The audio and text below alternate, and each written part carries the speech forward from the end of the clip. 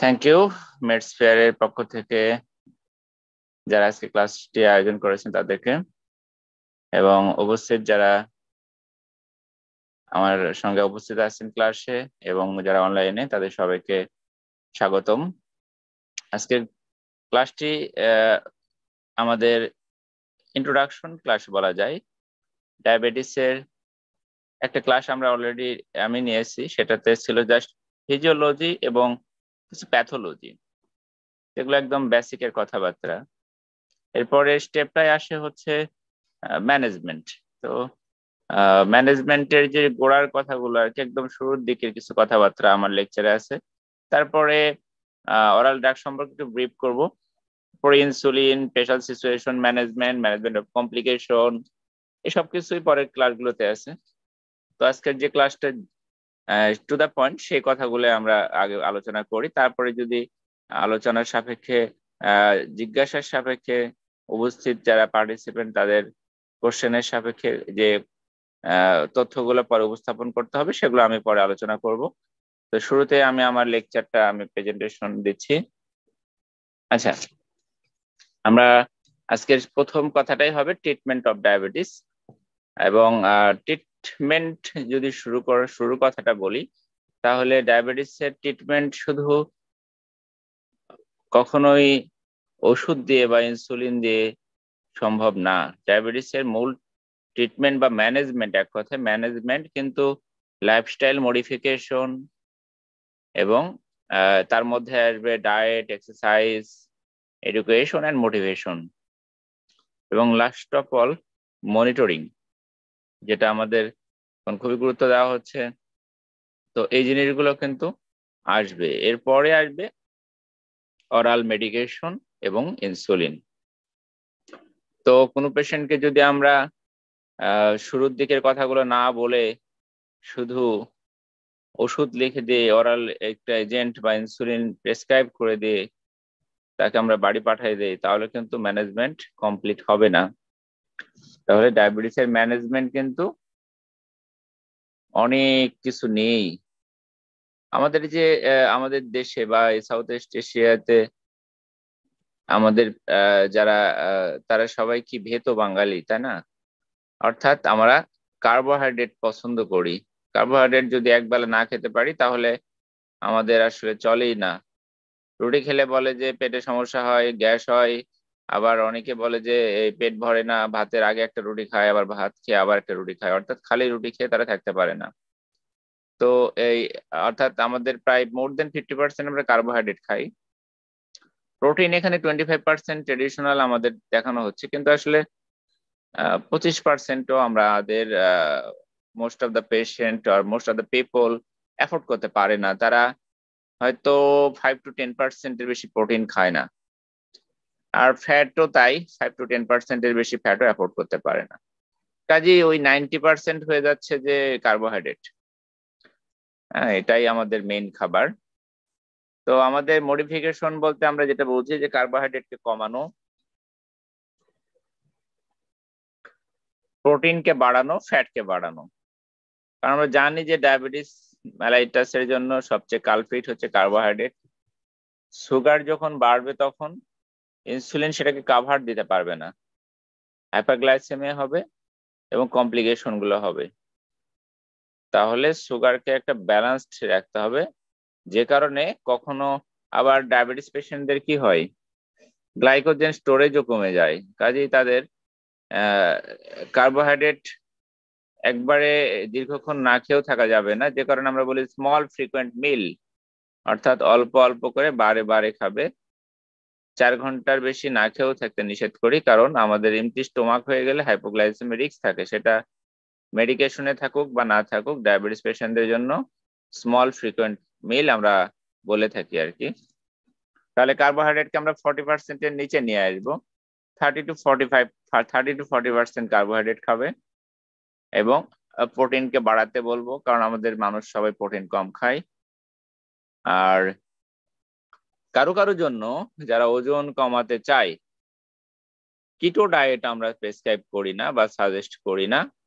কিটো ডায়েটের বড় সমস্যা হচ্ছে বডিতে যখন একেবারেই কার্বোহাইড্রেট দেব না আমি, তখন কার্বোহাইড্রেটের যে ডেফিসিয়েন্সির কারণে যে কিটোন বডি একটা, তাই না, কিটো কথাতে আছে ketone body, not only ketone body, আমরা জানি যে আমাদের মেটাবলিক ইন্ডস প্রোডাক্ট যেগুলো, সেখানে কিছু ওয়াস্ট প্রোডাক্ট তৈরি হয়, তাই না, এনার্জি প্রোডাকশনের পাশাপাশি। তাহলে যখন আমি কার্বোহাইড্রেট বাদ দিয়েও অন্য সোর্স থেকে এনার্জি নেব, তখন এই ইন্ড প্রোডাক্টের মধ্যে ওয়াশ প্রোডাক্ট বেশি তৈরি হয়, যেগুলো ইন্ড অর্গান ড্যামেজের জন্য রেসপন্সিবল হয়। অর্থাৎ আমি যে ভালো উদ্দেশ্যে ওজন কমাবো, সুস্থ থাকার জন্য, দীর্ঘদিন বাঁচার জন্য, বরং হিতে বিপরীত হবে, ওজন ঠিকই কমবে এই কিটো ডায়েট করে, কিন্তু সেই ইন্ড অর্গান গুলো ভালো থাকবে না, ইন্ড অর্গান গুলো ড্যামেজ হওয়া শুরু করবে, আমার কিডনি, আমার হার্ট কিন্তু, লিভার কিন্তু ভালো থাকবে না। কাজে এই কিটো ডায়েটকে আমরা কখনোই সাজেস্ট করি না, বলি লো কার্ব ডায়েট, লো কার্বোহাইড্রেট যতটুকু কমানো যায় সেটা একটু মাইনর অ্যামাউন্টে নিয়ে এসে আমরা প্রোটিনটাকে বাড়াতে বলি, কার্বোহাইড্রেটটাকে রিপ্লেস করতে বলি প্রোটিন দিয়ে, এবং পাশাপাশি যেটা ফাইবার এবং ফাইবার রিচ ফুড গুলো, ফ্রুটস, ভেজিটেবলস, এগুলো বাড়াই দিতে বলি আর কি। তো ডায়েট সম্পর্কে আমরা আরেকটু ডিটেলস পড়বো এখন, তারপর এক্সারসাইজে যাব।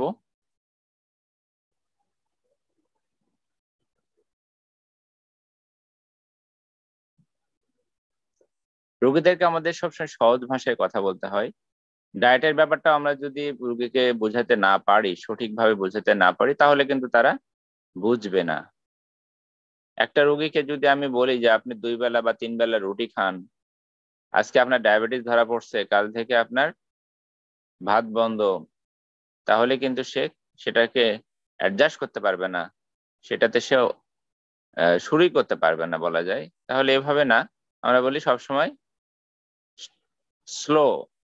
স্লোলি তাকে নতুন লাইফস্টাইলের সঙ্গে অ্যাডজাস্ট করাতে হবে। অর্থাৎ তাকে বলতে হবে ভাতটাকে আপনি অল্প খান, অল্প অল্প করে খান, বারে বারে খান, তারপরে এক বেলা ভাতের পরিবর্তে রুটি খান, তারপরে এক বেলার পরিবর্তে 2 বেলা করে খান, এভাবে আস্তে আস্তে কমপ্লেক্স কার্বোহাইড্রেটের দিকে তাকে নিয়ে যেতে হবে। আমরা জানি যে রিফাইন্ড কার্বোহাইড্রেট থেকে কমপ্লেক্স কার্বোহাইড্রেট গুলো ভালো, কারণ এগুলো স্লোলি কার্বোহাইড্রেট রিলিজ করে, এবং এন্ড এই যে প্রোডাক্ট গ্লুকোজ, এই গ্লুকোজ তৈরি হতে অনেকগুলো স্টেপ পার হতে হয়। কমপ্লেক্স কার্বোহাইড্রেটের এই অনেকগুলো স্টেপ পার হতে একটু সময় ব্যয় হয়, এই সময়ের মধ্যে আমাদের ইনসুলিন চলে আসে ব্লাডে আসার পরে এটাকে কন্ট্রোল করে ফেলে। তাহলে যে হাইপারগ্লাইসেমে হওয়ার চান্স থাকে না, ইমব্যালেন্স হওয়ার চান্স কম থাকে। আরেকটা সুবিধা হচ্ছে ধীরে ধীরে যেহেতু অ্যাবজর্ব হয়, ক্ষুধা কম লাগে, অনেকক্ষণ সাপ্লাই দেয়, হাইপোগ্লাইসেমের রিস্কটাও কম থাকে। তাহলে অ্যাপাটাইট কমে যায়, অল্প খেলেই দীর্ঘক্ষণ না খেয়ে থাকা যায়, এবং হাইপোগ্লাইসেমের রিস্কও কম থাকে, হাইপারগ্লাইসেমের রিস্কও কম থাকে। তাহলে আমরা বলি যে 3 বেলার খাবার ভেঙে ভেঙে 5 থেকে 6 বারে খাবেন। একেবারেই যেটা ফ্রেশ কার্বোহাইড্রেট, চিনি বা গুড় দিয়ে বানানো তৈরি খাবার, মিশ্রি, স্যালাইন, শরবত, এগুলো আমরা জানি না। স্যালাইন খেতে চায় রোগীরা দুর্বল লাগলেই, ডায়াবেটিসের রোগী বলে আমার শরীর দুর্বল, স্যালাইন খেতেই থাকি প্রতিদিন। তো এগুলো রোগীদেরকে না বলতে পারলে কিন্তু হবে না। তাহলে আমাদের খাবারের মধ্যে যেগুলো ভেজিটেবল আর কি, শাকসবজি ইচ্ছা মতো খেতে বলি, তবে যেগুলো মিষ্টি, লাউ, আলু, এগুলো তো এক ধরনের কার্বোহাইড্রেট যুক্ত আর কি, তো সেগুলো আমরা একটু কম খেতে বলি। খাওয়া যাবে না তা না, একটু কম। মিষ্টি ফল যেগুলো, রসালো ফল, সেগুলো একটু কম খেতে বলি। আর অন্য ফল, টক ফল যেগুলো, সেগুলো খাওয়া যাবে ইচ্ছা মতো। এই যে অল্প অল্প করে ভেঙে ভেঙে খেতে হবে। এবং রোগীদের আরেকটা কমন কোশ্চেন, স্যার শরীর দুর্বল লাগে, হরলিক্স খেতে পারবো কিনা। কোল্ড ড্রিঙ্কস কিন্তু অনেকে হ্যাবিচুয়েটেড, এগুলোর প্রতি ইনহ্যাবিট করতে হবে। শরবত, বিশেষ করে রমজান মাসে শরবত খাওয়ার সময় ট্যাং ব্যবহার করা হয়, বা মিশ্রি বা চিনি, সেগুলো অ্যাভয়েড করতে বলতে হবে। শাকসবজি ইচ্ছা মতো খাওয়া যাবে। মাটির উপরে হয় এমন সবজি যেগুলো বললাম, বা তিতা করলা খুব ভালো ডায়াবেটিস কন্ট্রোলের জন্য, এগুলো ইচ্ছা মতো খাওয়া যাবে।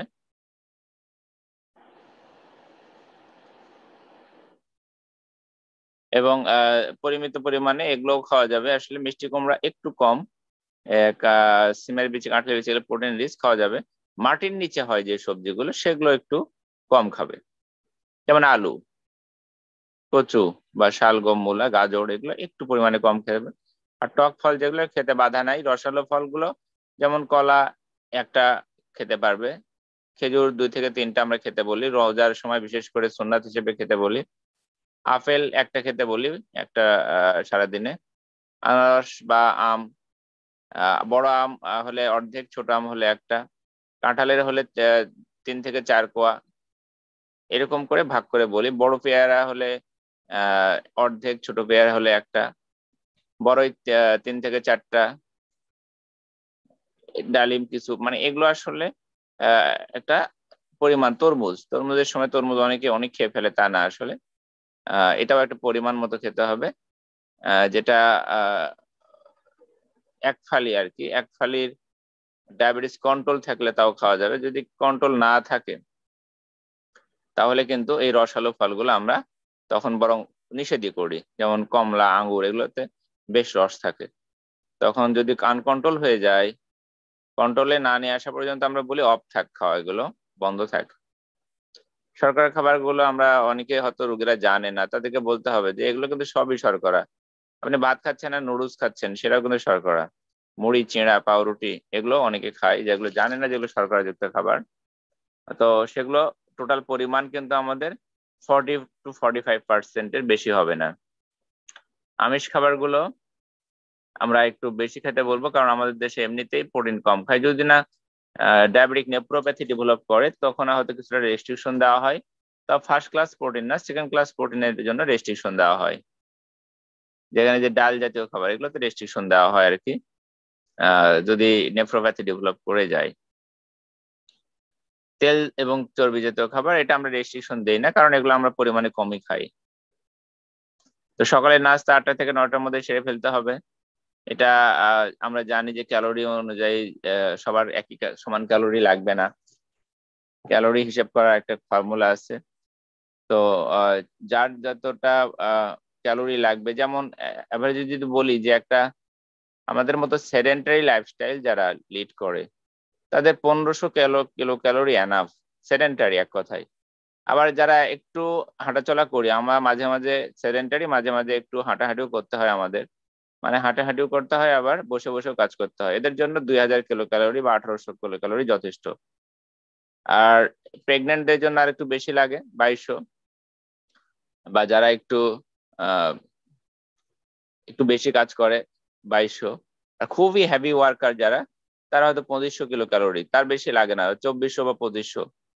তাহলে বা প্রেগন্যান্সিতে অনেক সময় 2400, 2200, 2400 পর্যন্ত লাগে, তার বেশি কখনোই কিলো ক্যালোরি লাগে না। তাহলে অ্যাভারেজ পিপলদের জন্য 1800 কিলো ক্যালোরি যথেষ্ট। আর যারা একেবারে সেডেন্টারি তাদের জন্য 1500, যারা আরেকটু কাজ করে খায় তারা 2000 বা 2200 হলে যথেষ্ট। দুপুরের খাবারটা আমাদের 2টা 3টার মধ্যে খেয়ে ফেলতে হবে, এবং এই 2টা খাবারের মধ্যে 10টা 11টার দিকে কিছু নাস্তা করতে বলতে হবে, যেটা একটা ফল বা সকালের যে খাবারটা অনেক ওটাকে আমরা ভাগ করে খেতে বলি। হয়তো সকালে কেউ 3টা রুটি খায়, সে 2টা সকালে 10টায় খাবে, এই 8টায় খাবে, আর একটা 11টায় খাবে, এরকম করে খেতে বলি। কারণ নতুন একটা নাস্তা অনেক সময় ম্যানেজ করা কঠিন হয়। বিকেলে হয়তো বা একটা ডিম খেলো বা 1 গ্লাস দুধ খেলো বা একটা ফল খেলো, এরকম 4টা 5টার দিকে আর একটু নাস্তা করবে সে। রাতের খাবার 8টা থেকে 9টার মধ্যে খেয়ে ফেলবে। এরপরে অনেকে আছে যারা গভীর রাত পর্যন্ত কাজ করে, বিশেষ করে 12টা 1টা পর্যন্ত, তারা রাতে ঘুমানোর আগে হয়তো কিছু একটু খেয়ে ঘুমাতে বলি, আহ হালকা খাবার। সেটা 1 গ্লাস দুধ হতে পারে বা ওটস হতে পারে। অনেক সময় যারা ইনসুলিন নেয় তাদের রাতে হাইপোগ্লাইসেমিয়া রিস্ক থেকে যায়, তাদেরকে আমরা বলি যে দুধের মধ্যে 2 চামচ ওটস মিশিয়ে খেয়ে নেবেন। এতে একে তো হাইপোগ্লাইসেমিয়াও হয় না, আবার হাইপারগ্লাইসেমিয়াও হয় না, যেটা আমরা বলি যে স্টেডি গ্লুকোজ মেনটেনে হেল্প করে আর কি। তো মোটামুটি খাবারের কথাগুলো এরকমই বলতে হবে যে অল্প অল্প করে বারে বারে খাবেন, এবং ব্যালেন্স ডায়েট যেটা বলি, কার্বোহাইড্রেটকে একটু কমায় প্রোটিন এবং ফাইবারকে বাড়ায়, ব্যালেন্স ডায়েট খেতে উৎসাহিত করব আমরা। রমজানে খাবারের হিসাবটা একটু আলাদা, সেটা যদি আমরা বলি,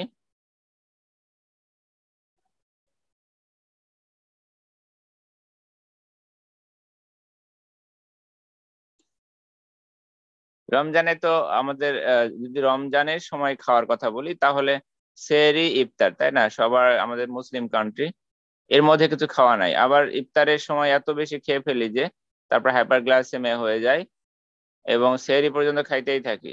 তাহলে দুটাই সমস্যা, একটা হচ্ছে যে মাঝখানে হাইপোগ্লাইসেমিয়া, আর আবার দিন শেষে হাইপারগ্লাইসেমিয়া। তো দুটার মধ্যে একটা ব্যালেন্স করতে হবে, যেটা হচ্ছে হাইপোগ্লাইসেমিয়া যেন না হয়, এই জন্য সেহরিটা শেষ সময় করতে হবে, এবং হাইপারগ্লাইসেমিয়া যেন না হয় তার জন্য কিছু করণীয়, সেগুলো মেনে চলতে হবে। যেমন ইফতারিতে মিষ্টি খাবারগুলো কম খেতে হবে, মিষ্টি খাবার দিয়ে ইফতারি বেশি বানানো হয়, এবং ভাজা পোড়া সেগুলো অ্যাভয়েড করে হেলদি ফুড খেতে হবে। এবং ক্যালোরি, টোটাল ক্যালোরি হিসাব যেটা রোজার আগে এবং রোজার মধ্যে একই রকম রাখতে হবে। পানি বেশি খেতে হবে রোজার সময়, কারণ ডিহাইড্রেশন হয়। এই সময়টা যত খুশি পানি খেতে বলতে হবে, বেশি বেশি পানি খেতে বলতে হবে। এবং যে শরবত, চিনি, এগুলো অ্যাভয়েড করতে বলতে হবে। যদি কেউ খেতে চায় ডাবের পানি খেতে বলি আমরা অনেক সময় শরবত হিসেবে, বা হয়তো লেবু এবং লবণ একটু সামান্য মিশায়ে শরবত বানায় খাবে, বা আর্টিফিশিয়াল সুয়েটনার ইউজ করতে পারে শরবত খেতে চাইলে। খেজুর সুন্নাত হিসেবে খেতে চাইলে একটা বা দুটো খেতে বলি। ব্যায়ামের জন্য যেটা ব্যায়াম করার কথা এখন একটু পরে আসবো অবশ্য। ব্যায়ামের রোজার ক্ষেত্রে আমরা এক্সট্রা ব্যায়ামে আমরা ইনহাবিট করি, যারা তারাবি পড়ে তারাবিতে ব্যায়াম হয়ে যায়। আর যারা ব্যায়াম করতে চাই, তারাবির নামাজ পড়ে না, তাদের জন্য রোজার মধ্যে না, রোজা ভাঙার পরে সন্ধ্যার পরে হাঁটতে বলি। আর এটা আর কি, দিনের বেলা আমরা এক্সট্রা এক্সারসাইজ হোক বা যে এক্সট্রা হেভি ওয়ার্ক সেগুলো অ্যাভয়েড করতে বলি, কারণ রোজা ডায়াবেটিস রোগীদের জন্য একটু রিস্কি, সেক্ষেত্রে আরো একটু সাবধানতা অবলম্বন করতে হবে। এবং সেহরিটা শেষ সময় খেতে বলতে হবে, কারণ আমরা জানি যে সেহরি শেষ সময় খাওয়াটা সুন্নাত, এবং এই সুন্নাতের জন্য শেষ সময় খেলে আরেকটা লাভ হচ্ছে হাইপোগ্লাইসেমিয়ার রিস্কটাও কমে যায়। এক্সারসাইজ ডায়েটের পরে একটা খুবই গুরুত্বপূর্ণ হচ্ছে এক্সারসাইজ। গত ক্লাসে আমরা বলছিলাম যে এক্সারসাইজের ইম্পর্টেন্স কি। যদি কেউ এক্সারসাইজ করে তাহলে আমাদের সেলের ভেতরে যে গ্লুট4, যেটা ইনসুলিন ছাড়া ওপেন হয় না এবং সেলের ভেতরে গ্লুকোজ ঢুকতে পারে না, সেই চ্যানেলগুলো, গ্লুট4 চ্যানেলগুলো এক্সারসাইজ করলে ওপেন হয়ে যায়, এবং সেই পথ দিয়ে গ্লুকোজ সেলের ভেতরে ঢুকতে থাকে, এবং সেটা লাস্টিং করে প্রায় 6 ঘন্টার মতো, সেটা পারসিস্ট করে যায়, বেনিফিট দিতে পারে। তাহলে আধা ঘন্টা এক্সারসাইজ 6 ঘন্টা ইনসুলিন ব্যাকআপ দিতে পারে, ইনসুলিনের বিকল্প হতে পারে এটা কিন্তু। এবং it's not only for sugar control, it's makes us healthy in different way, both psychologically and physically. Psychologically 2-3 জন একসঙ্গে না হলে অনেক সময় হাঁটতে ভালো লাগে না, এই জন্য আমরা ডায়াবেটিস অনেক সময় বলি যে সঙ্গী জোগাড় করেন, না হলে মিস হয়ে যায়, ভালো লাগে না। তাহলে সঙ্গীর সাথে একসাথে হাঁটতে গেলে অনেক সময় মনও ভালো থাকে, বা এমনি হাঁটলেও মন ভালো থাকে। যাদের ডায়াবেটিস এখনো হয়নি তাদের জন্য ডায়াবেটিস প্রিভেন্ট করতে পারে, ব্লাড প্রেশার কন্ট্রোল করতে হেল্প করে, ডিসলিপিডেমিয়া কন্ট্রোল করে, হার্ট অ্যাটাকের রিস্ক কমায় দেয়, স্ট্রোকের রিস্ক কমায় দেয়। আমাদের অনেক আর্থ্রাইটিস এর ম্যানেজমেন্ট হিসেবে আমাদের এক্সারসাইজের কথা বলা আছে। ওজন কমাতে হেল্প করে, বডি স্ট্রং করে রাখে, এবং আমাদের ফিটনেস, যেটা গুড লুকিং একটা লুকস ধরে রাখে, এবং রাতে ঘুম ভালো হয় এক্সারসাইজ করলে, এবং ইমিউনিটিকে স্ট্রেংথ করে। সো অ্যাজ এ হোল যদি বলি যে এক্সারসাইজের কোনো বিকল্প আবিষ্কার হয়নি এবং হবেও না, যতই মেডিকেশন থাক, যতই কিছুই করে না কেন, exercise must and must. So অনেকের সময়ের অভাবে এক্সারসাইজ করতে চায় না বা পারে না, তাদেরকে বলতে হবে সময় বের করে নিতে হবে। অনেকে বলে যে আমি অফিসে যাই, তাহলে অফিস থেকে আসার সময় একটু 2 কিলো আগে নামতে হবে বাসায়, 2 কিলো হেঁটে বাসায় আসতে হবে।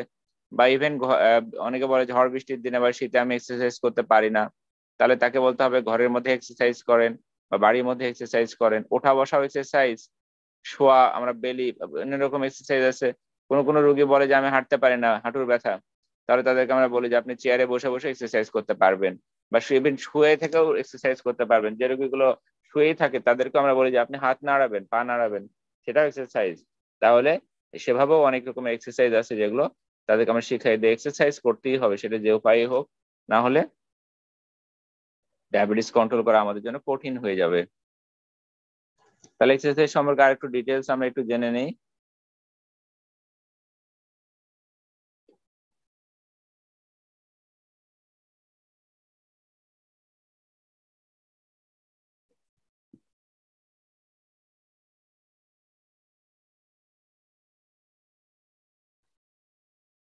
অনেক ধরনের ব্যায়াম আছে, অ্যারোবিক অ্যানারোবিক ব্যায়াম, স্ট্রেচিং ব্যায়াম আছে, ব্যালেন্সিং এক্সারসাইজ, যে কোনোটাই করা যেতে পারে। শুয়ে বসে সব উপায়ে এক্সারসাইজ করতে পারি আমরা, ঘরে বসেও করা যায়। তাহলে কতটুকু এক্সারসাইজ আমাদের জন্য জরুরি? প্রতিদিন মিনিমাম 30 মিনিট।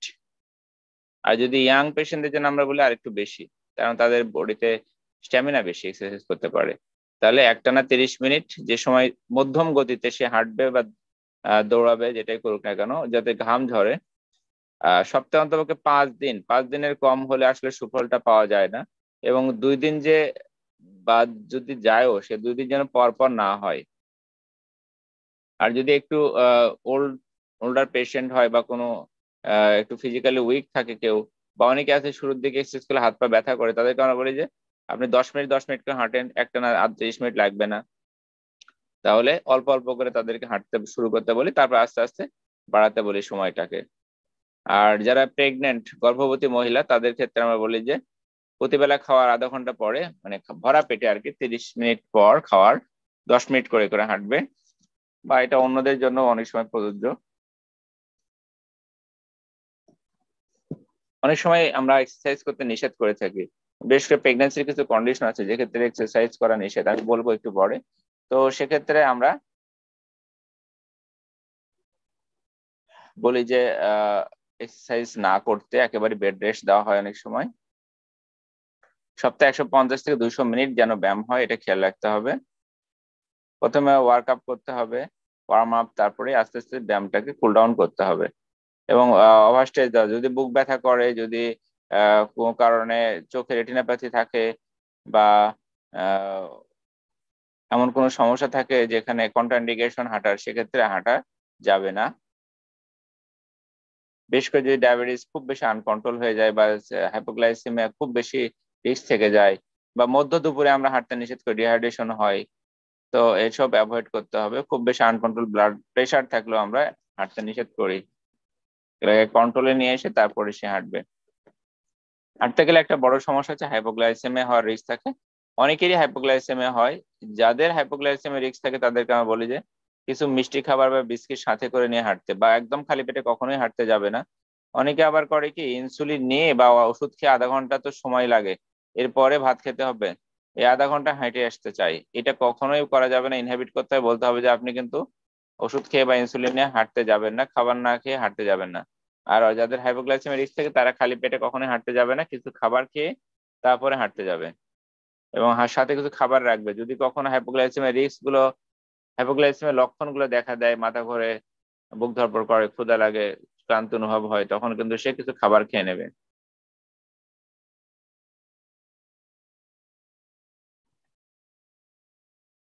এবং পর্যাপ্ত পরিমাণ পানি খেতে হবে আর কি, ব্যায়াম করার আগে এবং পরে।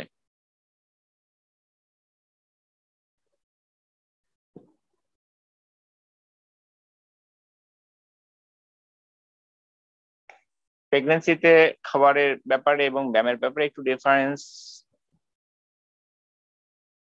থাকে, সেটা হচ্ছে খাবারের ব্যাপারেও তাই। প্রেগন্যান্সিতে অনেক সময় আমরা যেটা অল্প অল্পকে বারে বারে খাওয়ার কথা বলি, সেটা তো প্রেগন্যান্সিতেও তাই করতে হবে। কার্বোহাইড্রেট কম খাবে, একই কথা। ফাইবার বেশি খাবে, প্রোটিন খাবে। ক্যালোরি একটু বেশি দেই, ইউজুয়ালি 18 থেকে 2200। তবে বডি ওয়েটের সাথে সম্পর্ক, বডি ওয়েট আমরা 30 দিয়ে গুণ করে প্লাস 100 যোগ করলে আমরা যার যার ক্যালোরি হিসেব করতে পারবো। অনেকে ওজন অনেক বেশি, তাদের ক্ষেত্রে আহ একটু বেশি লাগে। তবে আহ, সর্বোচ্চ যেটা আমরা বলি যে 2200 হলেই যথেষ্ট। তাহলে ওজন অনেক সময় কমাতে যারা চায়, প্রেগনেন্ট হোক বা নন প্রেগনেন্ট হোক, তাদের ক্ষেত্রে কিন্তু এই ক্যালোরিকেই কমাতে হবে, তাই না? মানে ওজন যদি খুব দ্রুত বাড়তে থাকে, সেটাকেও আমাদের কন্ট্রোল করতে হবে।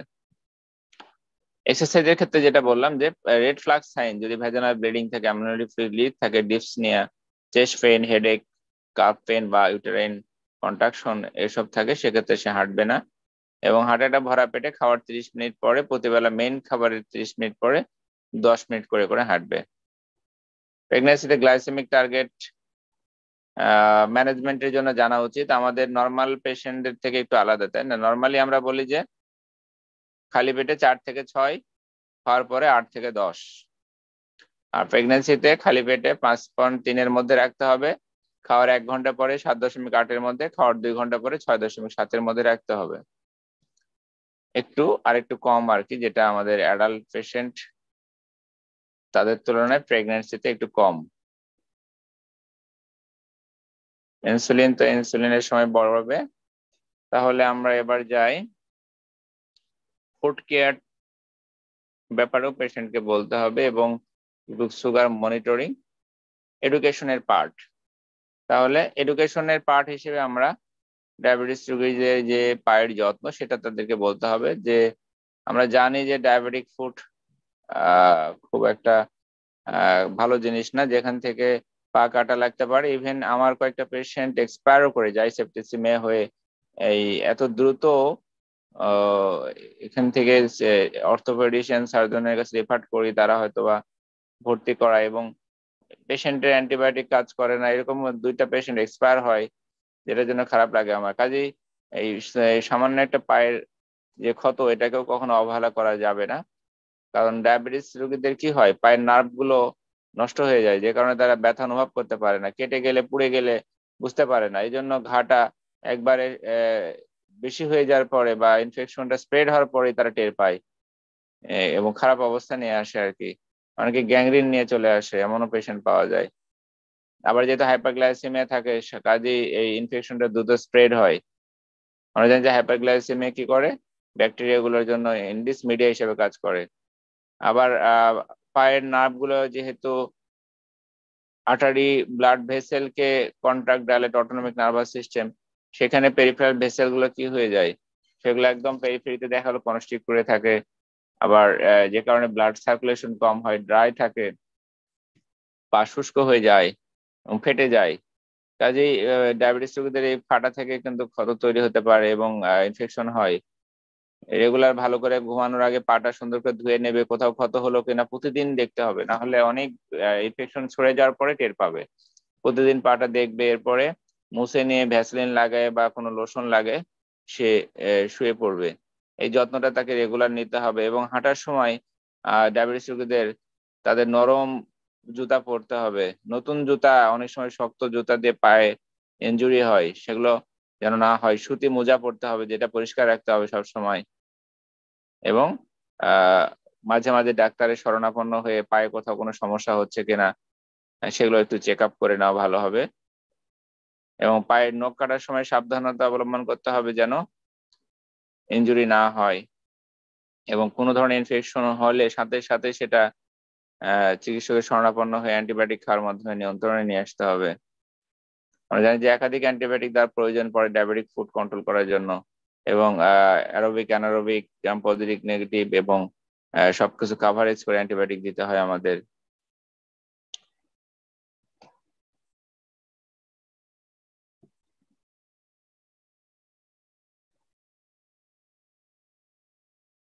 তাহলে যদি ড্রাগ ম্যানেজমেন্টের কথা বলি, ড্রাগের ক্ষেত্রে আমাদের এডিএ গাইডলাইন, এডিএ গাইডলাইন মূলত সবগুলো একই কথাই বলে, বা যে গাইডলাইন গুলো সবগুলো কাছাকাছি। যতগুলো গাইডলাইন আছে, আইডিএফ গাইডলাইন বা European guideline, Australian guideline, Canadian guideline. প্রথম কথা হচ্ছে লাইফস্টাইল মডিফিকেশনের কথা। এবং এর পাশাপাশি মেটফরমিন দিয়ে দিতে বলা হয়, যদি মেটফরমিন টলারেট করতে পারে। অনেকের মেটফরমিন টলারেট করতে পারে না, জিআই আপসেট হয়, সিভিয়ার ডায়রিয়া হয়, ডিসপেপসিয়া হয়, তাদের জন্য হয়তো অল্টারনেটিভ কোনো অরাল ড্রাগ আমাদের ফার্স্ট লাইন এজেন্ট হিসেবে দেওয়া যেতে পারে। আদারওয়াইজ যদি কোনো কমপ্লিকেশন না থাকে, মানে কন্ট্রাইন্ডিকেশন না থাকে, তাহলে লাইফস্টাইল মডিফিকেশনের পাশাপাশি শুরুতে আমাদের মেটফরমিন দিয়ে দিতে বলা হয়। Diagnosed case of diabetes mellitus, metformin দিতে হবে টাইপ 1 এবং জিডিএম বাদে, তাই না? আমরা তো স্পেশাল সিচুয়েশনের কথা বলতেছি না, এখন ওভারঅল সিচুয়েশনের কথা বলতেছি। স্পেশাল কেস যেমন টাইপ 1, সেক্ষেত্রে শুধু ইনসুলিন দিয়ে ম্যানেজ করতে বলা হয়। প্রেগন্যান্সিতে মেটফরমিন সেফ, আমরা ফার্স্ট ট্রাইমেস্টার, সেকেন্ড ট্রাইমেস্টার দিতে পারি যদি মেটফরমিনে কন্ট্রোল হয়, কিন্তু অধিকাংশ ক্ষেত্রে মেটফরমিনে কন্ট্রোল হয় না।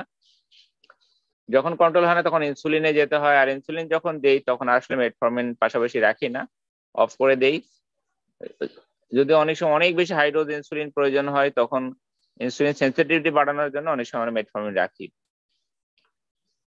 যত প্রেগনেন্সিতে যত কম ড্রাগ দেওয়া যায়, এবং লাস্ট ট্রাইমেস্টারে বলা হয় যে মেটফর্মিন বরং না দেওয়া ভালো, যদিও ওইরকম কোনো স্পেসিফিক কন্ট্রাইন্ডিকেশন নাই, তবে বলা যায় যে কর্ড ব্লাডের অক্সিজেন যেটা সেখানে একটু কম পাওয়া গেছে মেটফর্মিনের কারণে, তাহলে এটা একটু ফিটাল হাইপোক্সিয়া করতে পারে। যদিও সেটার কারণে যে ফিটাসের কোনো সমস্যা হবে মেজর তা না, তবে আমরা অ্যাভয়েড করতে বলি সম্ভব হলে আর কি। আর যদি শুধু মেটফর্মিনে খুব ভালো কন্ট্রোল থাকে তাহলে হাইপারগ্লাইসেমিয়া বরং ক্ষতি করতে পারে, সে কারণে আমরা কন্টিনিউ করতে বলি। তবে পিসিওএস থাকলে পেশেন্টের কিন্তু ফার্স্ট ট্রাইমেস্টারে কিন্তু ডায়াবেটিক হোক বা না হোক, নন ডায়াবেটিক পেশেন্টের ক্ষেত্রে অনেক সময় মেটফর্মিন আমরা কন্টিনিউ করি, কারণ এটা তো পিসিওএস এর ট্রিটমেন্ট হিসেবে। পিসিওএস থাকলে কি হয়, ইনসুলিন রেজিস্ট্যান্স এবং যেটা অ্যান্ড্রোজেন এক্সেস হয়ে যায়, আলটিমেটলি অ্যান্ড্রোজেন এক্সেস এর মাধ্যমে হরমোন ইমব্যালেন্স হয়, সেটাকে ব্যালেন্সে রাখার জন্য মেটফর্মিন ফার্স্ট ট্রাইমেস্টার পর্যন্ত রাখার কথা বলা আছে।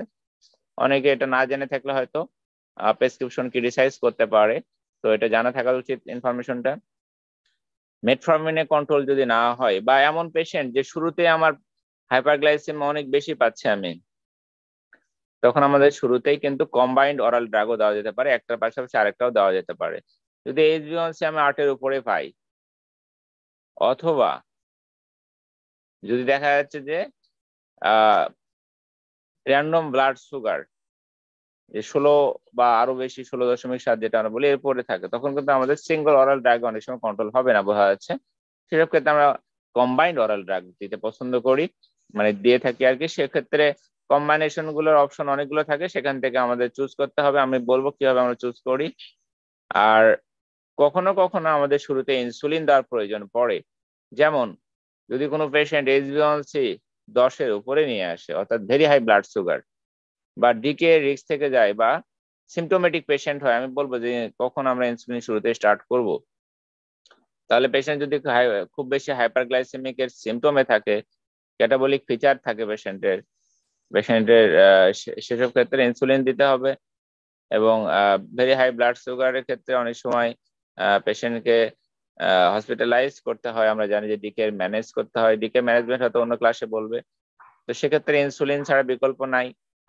এর পাশাপাশি আমরা জানি যে যদি জিডিএম হয়, বা প্রেগনেন্সিতে যদি ফাস্টিং 6.6 এর উপরে থাকে, বা at the time of diagnosis fasting 6.6 এবং পোস্টপ্রান্ডিয়াল 11.1 এর উপরে থাকে, তাহলে শুরুতেই আমরা ইনসুলিন দিয়ে দেই প্রেগনেন্সিতে।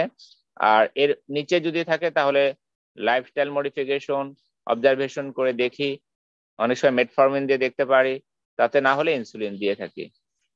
আর সাধারণ পিপলদের ক্ষেত্রে যেটা বললাম, অনেক বেশি হাই ব্লাড সুগার থাকলে সেটা আরবিএস 16.7 বা এইচবিওয়ানসি 10 এর উপরে থাকলে অনেক সময় আমরা ইনসুলিন দিয়ে শুরু করি। আর না থাকলে অরাল ড্রাগ মেটফর্মিন, অথবা মেটফর্মিনের সাথে আরেকটা অরাল ড্রাগ দিয়ে আমরা শুরু করতে পারি। তাহলে মেটফর্মিন অবশ্যই ফার্স্ট লাইন যদি টলারেট করতে পারে, কন্ট্রাইন্ডিকেশন যদি না থাকে, যদি টলারেট করতে না পারে, যদি কন্ট্রাইন্ডিকেশন থাকে, তাহলে আদার অপশন থেকে আমাকে চুজ করতে হবে।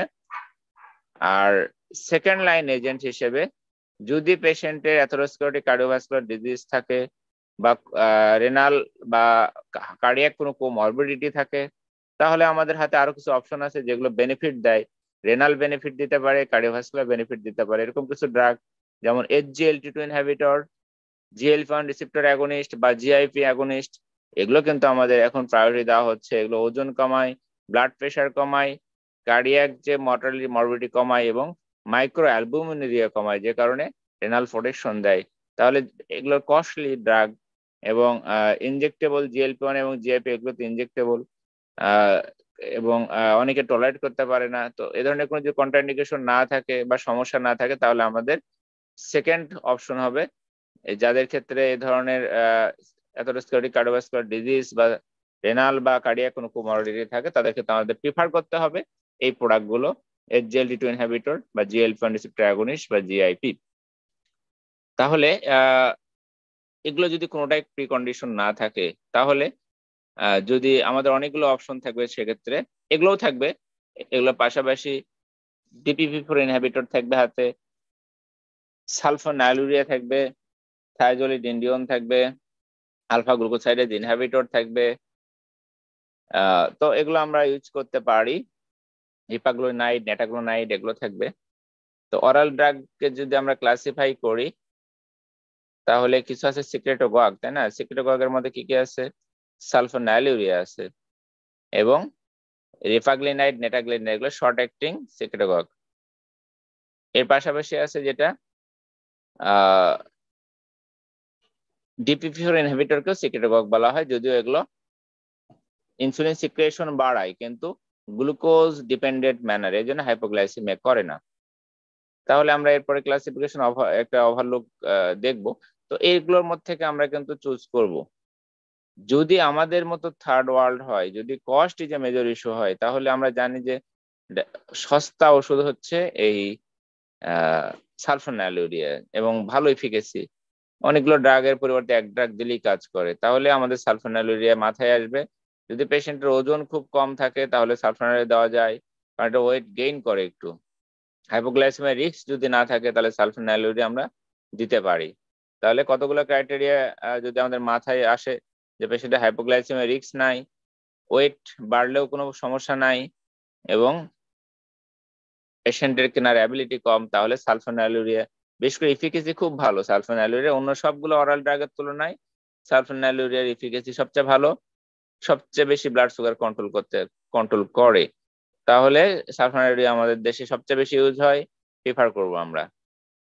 আর যদি এগুলো কন্ডিশন না থাকে, পেশেন্ট অ্যাবিলিটি থাকে বা কোনো সমস্যা না থাকে, তাহলে আমরা DPP4 ইনহিবিটর বা SGLT2 ইনহিবিটর বা আলফা গ্লুকোসাইডেজ, বেশি করে ওজন বেশি থাকলে তখন SGLT2 ইনহিবিটর বা আলফা গ্লুকোসাইডেজ ইনহিবিটর দিতে পারি, কারণ এগুলো ওজন কমায় একটু। আর সেন্সিটাইজার আমাদের থায়াজোলিডিন্ডিয়ন, মেটফর্মিন, এগুলো হচ্ছে সেন্সিটাইজার। তাহলে সেন্সিটাইজার বিশেষ করে পিসিওএস অনেক সময় নন ডায়াবেটিক পেশেন্টদেরকেও এগুলো দেওয়া হয়। তাহলে সেগুলো আমরা পিসিওএস এর পেশেন্ট বা যেগুলো রেজিস্ট্যান্স কেস সেগুলোতে ব্যবহার করতে পারি। যেমন ফ্যাটি লিভারের ক্ষেত্রে আমরা ইনসুলিন সেন্সিটাইজার হিসেবে এগুলো ইউজ করে থাকি এবং ওয়েট রিডিউসিং ড্রাগ হিসেবে SGLT2 ইনহিবিটর ইউজ করা হয়। অনেক সময় নন ডায়াবেটিক পেশেন্টদের ক্ষেত্রেও SGLT2 ইনহিবিটর বা GLP-1 রিসেপ্টর অ্যাগনিস্ট ইউজ করা হয়। আর GLP-1 রিসেপ্টর অ্যাগনিস্ট যেটা ইনজেক্টেবল, সেটা ওবেসিটিতে উইদাউট ডায়াবেটিক পেশেন্টদের জন্য কিন্তু সেমাগ্লুটাইড এগুলো কিন্তু ইউজ হচ্ছে এবং এটা রিকমেন্ডেড GLP-1 রিসেপ্টর অ্যাগনিস্ট। তাহলে it's use as a anti obesity drug also. তাহলে কোথায় কাজ করে? যেমন বিশেষ করে মেটফর্মিন, যেটা ফার্স্ট লাইন এজেন্ট, সেটা কিন্তু অনেক জায়গায় কাজ করে। ইনসুলিন সেন্সিটিভিটি বাড়ায়, গাট থেকে অ্যাবজর্পশন কমায়, অনেক জায়গায় হেল্প করে এবং গ্লুকোজ গ্লাইকোজেন থেকে যে গ্লুকোজ রিলিজ সেখানে ইনহিবিট করে, গ্লাইকোজেনেসিসকে ইনহিবিট করে। অর্থাৎ অ্যাজ এ হোল ব্যাকগ্রাউন্ড খুব ভালো একটা ড্রাগ মেটফর্মিন, যেটা আমাদের দীর্ঘদিন আমাকে সেফটি প্রোফাইল দেবে এবং অনেকগুলো এক্সট্রা বেনিফিট দেবে। যদি টলারেট করতে পারে পেশেন্ট, এটা অবশ্যই আমাদের প্রেসক্রাইব করতে হবে। অনেক ডাক্তার পছন্দ করে না, কারণ দাম কম, কোম্পানি এটাকে ডাক্তারদেরকে বলে না এই ড্রাগটা লিখতে, কিন্তু এই ড্রাগটা কিন্তু আমাদের নিজে থেকে লিখতে হবে, কারণ এটা অনেক বেনিফিট আছে। তাহলে সেন্সিটাইজার যেহেতু এন্ডোজেনাস ইনসুলিন দিয়ে অনেকদিন কাজ চলবে, তাই না? এবং যে ইনসুলিন যে ওভার প্রোডাকশনের মাধ্যমে যে বিটা সেল ডিস্ট্রাকশন, সেটা কিন্তু কম হবে। তাহলে যদি বলি যে ওভারভিউ যদি দেই অরাল ড্রাগ গুলোর প্রতি, সালফোনাইলুরিয়ার মধ্যে আছে গ্লিপিজাইড, গ্লিমিপ্যারাইড, গ্লিক্লাজাইড, গ্লিবেনক্লামাইড। গ্লিবেনক্লামাইড এটা শুরুর দিকে বেশি ইউজ হতো, সেকেন্ড জেনারেশন, থার্ড জেনারেশন গুলো এখন বেশি ইউজ হচ্ছে। তাহলে ফার্স্ট জেনারেশন ড্রাগ গুলো এগুলো হয় কি হাইপোগ্লাইসেমিয়া রিস্ক বেশি, তাহলে গ্লিবেনক্লামাইডের কিন্তু হাইপোগ্লাইসেমিয়া রিস্ক বেশি, ওয়েট গেইন বেশি করে। এই জন্য এই ড্রাগটা আমরা খুব কম প্রেসক্রাইব করি, যে কারণে এবং দামও অনেক কম। এই ড্রাগটাই কিন্তু ডাইকেয়ার, বিভিন্ন ধরনের যে আয়ুর্বেদিক মেডিকেশন ওরা গুঁড়া করে মিশাই দিয়ে দেয়, রুগী কম দামে পায়, খায় এবং ডায়াবেটিস খুব ভালো কন্ট্রোল থাকে। গ্লুবেনক্লামাইড প্রেগন্যান্সিতেও সেফ বলা হয়, অনেক সময় গরিব পেশেন্টদের আমরা দিয়ে থাকি। তবে হাইপোগ্লাইসেমিয়া রিস্ক অনেক বেশি, এটা মাথায় রাখতে হবে। গ্লিক্লাজাইড এবং গ্লিমিপ্যারাইডে হাইপোগ্লাইসেমিয়া রিস্কটা অত না। বিশেষ করে গ্লিক্লাজাইডের এমআর ফর্মুলেশন, যেটা এক্সেল বা এমআর ফর্মুলেশন, সেটাতে হাইপোগ্লাইসেমিক রিস্ক কিন্তু অনেক কম, 1+। আর গ্লিমিপাইড বা গ্লিক্লাজাইডে কিন্তু 2+, আর গ্লিমেক্লামিডে 4+, অনেক বেশি। ওয়েট গেইন সবগুলোই করে একটু একটু করে, তবে এক্সেল বা এমআর ফর্মুলেশন গ্লিক্লাজাইডের যেটা, এটা একটু ওয়েট গেইন কম করে। জিআই এফেক্ট মোটামুটি এগুলো ওয়েল টলারেটেড ড্রাগ, সালফানাইলুরিয়া খুব একটা সমস্যা করে না। সালফানাইলুরিয়া আমরা জানি যে ইনসুলিন সিক্রেশন বাড়ায়, এবং যদি সিকেডি পেশেন্ট হয় তাদের ক্ষেত্রে আমরা এটা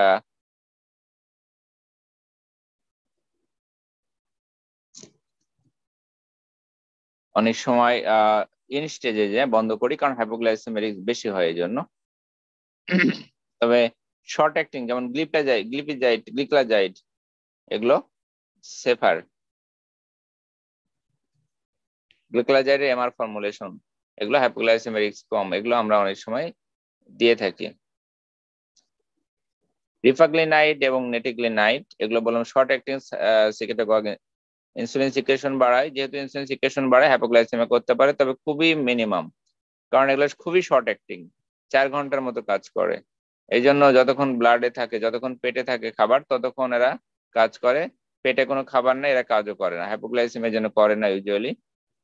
এগুলো জাস্ট বিফোর মিলে খেলেই হয়, দ্রুত র্যাপিড অ্যাক্টিং রিফাগ্লিনাইড নেটিগ্লিনাইড আমরা ইউজ করে থাকি, তবে খুব বেশি ইফিকেসি না। এই জন্য খুব অল্প হাইপারগ্লাইসেমিয়া যাদের ওঠানামা করে, যাদের হাইপোগ্লাইসেমিয়া রিস্ক যাদের, তাদের দিয়ে থাকি জাস্ট বিফোর মিলে। মেটফরমিনের বড় সমস্যা জিআই এফেক্ট। এছাড়া খুব ভালো একটা ড্রাগ, ল্যাকটিক অ্যাসিডোসিস করে, যে কারণে আমাদের রেনাল যখন জিএফআর 60-এর নিচে আসে তখন আমাদের কমাই দিতে হয়, 1000-এর বেশি আমরা দিতে পারি না। যদি জিএফআর 30-এর নিচে নেমে আসে তখন আমাদের আরো কমাতে হয়, এবং যদি 15-র নিচে আসে তখন একেবারে কন্ট্রাইন্ডিকেটেড। আমরা 45-এর নিচে আসলে নতুন করে শুরু করি না, তাহলে 60-এর নিচে আসলে আমরা কমাই দেই ডোজ। 1000 অবশ্য আমরা 1000-এর বেশি দেও না। তাহলে দেখা যাচ্ছে যে 30-এর নিচে আসলে আমরা বন্ধ করি। এছাড়া মেটফরমিন আমরা চালাই যাই, মানে ডোজ কমানোর কোনো প্রয়োজন পড়ে না। ইজিএফআর 30-এর নিচে আসলে বন্ধ করে দিতে হয়। তাহলে একটু ক্রিয়েটিনিন বেশি মানে মেটফরমিন বন্ধ করতে হবে তা না, এটা অনেকে ভুল বোঝে যে একটু ক্রিয়েটিনিন রাইজ করছে সাথে সাথে মেটফরমিন বন্ধ, তা না, তা দরকার নাই। খুব ভালো ড্রাগ, তাহলে 30-এর নিচে না আসলে বন্ধ করার দরকার নাই। একারবোজ যেটা গ্লুকোজ আপটেক জিআই ট্র্যাক থেকে আপটেককে কমায়, যে কারণে জিআই এফেক্টটাও বেশি হয়। একারবোজ মেগলিটল এগুলোর একইভাবে কাজ করে, আলফা গ্লুকোসাইডেজ ইনহিবিটর, গ্লুকোজ অ্যাবজর্পশনে স্লো অ্যাবজর্পশন করায়। তাহলে আবার একটা বেনিফিট হচ্ছে যে স্লো অ্যাবজর্পশন করায়, এই কারণে যাদের পোস্টপ্রান্ডিয়াল হাইপোগ্লাইসেমিয়া হয়, বিশেষ করে হানিমুন ফেজ অফ ডায়াবেটিস এবং অনেক সময় অকাল ডায়াবেটিস বা ইভেন ইনসুলিনামাস, তাদের ক্ষেত্রে কি হয়, ফ্রিকোয়েন্ট হাইপোগ্লাইসেমিয়া হয়।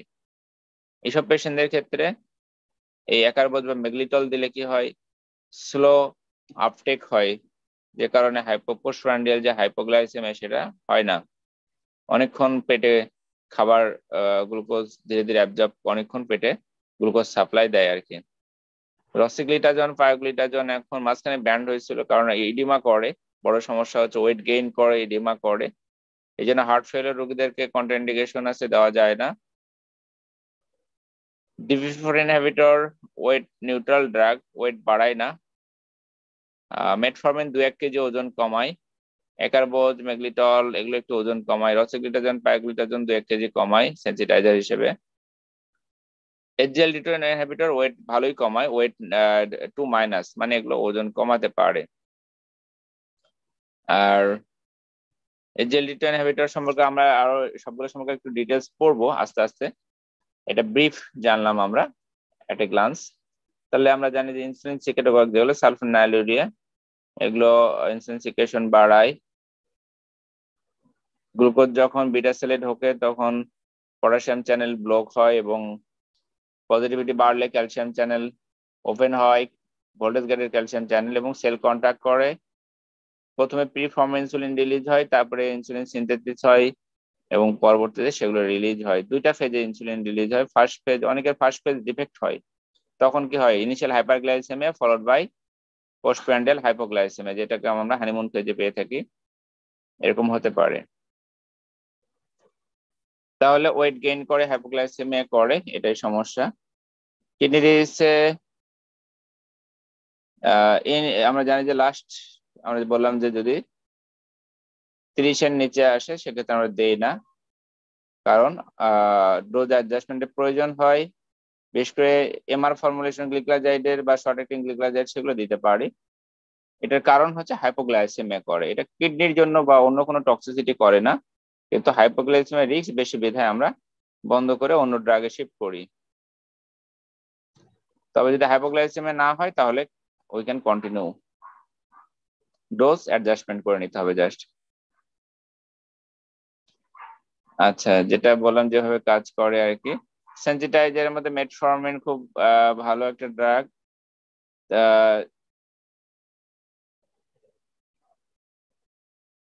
থাইজোলিডিন যদি কোনো কারণে মেটফর্মিন টলারেট করতে না পারে তখন আমরা এটা ইউজ করতে পারি, যে কারণে মাঝখানে ব্যান করার পরও আবার নিয়ে আসা হয়েছে, যে যখন মেটফর্মিন না থাকে হাতে তখন কিন্তু সেনসিটাইজার এই থাইজোলিডিনটি আমাদের একমাত্র সম্বল, যে কারণে ইডিমা বা ওয়েট গেইন করলেও আমাদের সেনসিটাইজার হিসেবে পিসিওএস বা ফ্যাটি লিভারে আমরা ইউজ করতে পারি। আলফা গ্লুকোসাইডেজ ইনহিবিটর গুলো কার্বোহাইড্রেট অ্যাবজর্পশনকে ডিলেইং করে এবং অ্যাবডোমিনের ডিসকমফোর্টটা বেশি হয়, এই কারণে ওয়েট একটু কমায়। ডিউরেশন অফ অ্যাকশন এটা জানা প্রয়োজন। গ্লিপিজাইড যেটা আমরা খুব ইউজ করি, গ্লিক্লাজাইড, গ্লিক্লাজাইডটা সবচেয়ে বেশি ইউজ হয়, 80 মিলিগ্রাম সবচেয়ে বেশি মানে প্রেসক্রাইব হয়। তবে এটার ডিউরেশন অফ অ্যাকশন 24 ঘন্টা না, ঠিক একটু কম হবে, 18 ঘন্টা বা 12 থেকে 18 ঘন্টা আর কি টোটাল কাজ করে। তাহলে সেক্ষেত্রে কিন্তু দেখা গেল যে লেট নাইট বা মিড নাইটে যে একটু হাইপারগ্লাইসেমিয়া হওয়ার চান্স থাকে, তাহলে গ্লিক্লাজাইডের এমআর ফর্মুলেশন যদি না হয় তাহলে গ্লিক্লাজাইড গুলোকে আমরা সকালে আহ, একটু ম্যাক্সিমাইজ ডোজ দিতে হয়, রাতে একটু মিনিমাম একটা ডোজ অনেক সময় প্রয়োজন হয়। আর গ্লিবেনক্লামাইড লং অ্যাক্টিং বা গ্লিমিপ্যারাইড এগুলো লং অ্যাক্টিং, অনেক দীর্ঘ সময় কাজ করে। গ্লিমিপ্যারাইড 1 2 3 4 মিলিগ্রাম পর্যন্ত আমাদের এখানে পাওয়া যায়, আর গ্লিবেনক্লামাইড 1 2 3 5 মিলিগ্রাম পাওয়া যায়। তো এগুলো আমরা ম্যাক্সিমাম আস্তে আস্তে ডোজ বাড়াতে বাড়াতে আমরা 8 মিলিগ্রাম পর্যন্ত গ্লিমিপ্যারাইড দিতে পারি, যদি অত দূর যাওয়া সম্ভব হয় না, তার আগেই বিভিন্ন ধরনের কমপ্লিকেশন হয়। আমরা 4 মিলিগ্রাম পর্যন্ত অ্যাভেলেবেল, সেটা আমরা দিয়ে থাকি। রিপাক্লিনেট, নেটিক্লেট এগুলো আমরা বললাম শর্ট অ্যাক্টিং, 5-6 ঘন্টা পর্যন্ত কাজ করে, 3-4 ঘন্টা বলা যায় ভালো কাজ করে।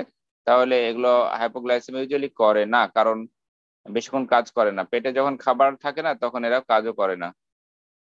খুব ভালো একটা ড্রাগ হচ্ছে SGLT2 ইনহিবিটর, যেটা রিসেন্টলি প্রেসক্রিপশন বাড়তেছে। এটা কি কিভাবে কাজ করে, যদি পেশেন্ট টলারেট করতে পারে, যদি পেশেন্টের ওবেস হয়, খুব ভালো একটা ড্রাগ। এটা আমরা জানি যে রেনাল টিউবিউল থেকে SGLT2 1 এবং 2 দুটার মাধ্যমেই গ্লুকোজ রিআপটেক হয়। তো এটা স্পেসিফিক্যালি 2 তে কাজ করে, 1 আমরা জানি ইন্টেস্টাইনেও থাকে, রেনাল টিউবিউলেও থাকে, কাজেই অ্যাবজর্পশন রিঅ্যাবজর্পশন দুটাই করে। 1 2টা শুধুমাত্র রিঅ্যাবজর্পশন ইন রেনাল টিউবিউল। তাহলে রেনাল টিউবিউলের যে SGLT2 ইনহিবিটর আছে সেটাকে আমরা ব্লক করি, সেটা at a time glucose reabsorption করে, সোডিয়াম রিঅ্যাবজর্পশন করে, ওয়াটার রিঅ্যাবজর্পশন করে। তাহলে এটাকে ইনহিবিট করলে গ্লুকোজ বডি থেকে বের হয়ে যাবে, সোডিয়ামটা ধীরে ধীরে প্রক্সিমাল থেকে ডিস্টাল কনভলিউটেড টিউবুলে যাবে, সোডিয়াম ডিস্টাল কনভলিউটেড টিউবুলে যে সেন্সর ম্যাকুলা ডেন্সার সেগুলোতে যখন সোডিয়াম পর্যাপ্ত দেখবে তখন কিন্তু যে renin angiotensin aldosterone system activation সেটা কিন্তু হবে না। কাজেই যে হাইপারটেনশনের যে মেকানিজম সেটা কিন্তু কমে যাবে, হাইপারটেনশন কম হবে। তাহলে ডিস্টাল কনভলিউটেড টিউবুলে পর্যাপ্ত সোডিয়াম যাবে, যেহেতু প্রক্সিমালি ইনহিবিট করে অ্যাবজর্পশনে। তাহলে সোডিয়াম যাচ্ছে, সোডিয়ামের সাথে অসমোটিক্যালি অ্যাক্টিভ সাবস্টেন্স ওয়াটারকেও নিয়ে যাচ্ছে, এবং সাথে গ্লুকোজ যাচ্ছে, গ্লুকোজ মানেই ক্যালোরি।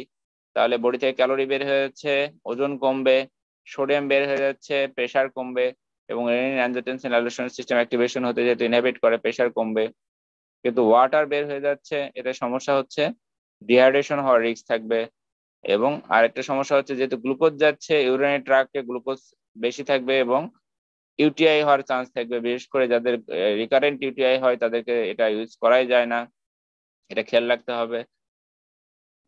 এটার এক্সট্রা কিছু বেনিফিট আছে, যেমন আমি বললাম যে কার্ডিওভাস্কুলার ও মাইক্রো অ্যালবুমিনুরিয়া কমায়। এ কারণে আমরা কিডনি রেনাল যাদের মাইক্রো অ্যালবুমিনুরিয়া থাকে ইনিশিয়ালি তাদেরকে দিলে রেনাল প্রোটেক্টিভ হিসেবে কাজ করে, যেহেতু ফিল্ট্রেশন প্রেশার ভালো রাখে আর কি, রেনাল সেফটি দেয়, এবং যেহেতু ব্লাড প্রেশার কমায় এবং কিছু সেন্ট্রাল ওবেসিটি কমায়, যে কারণে হার্ট ফেলোর, কার্ডিওভাস্কুলার মর্টালিটি, মরবিডিটি সবকিছুই কমাতে পারে।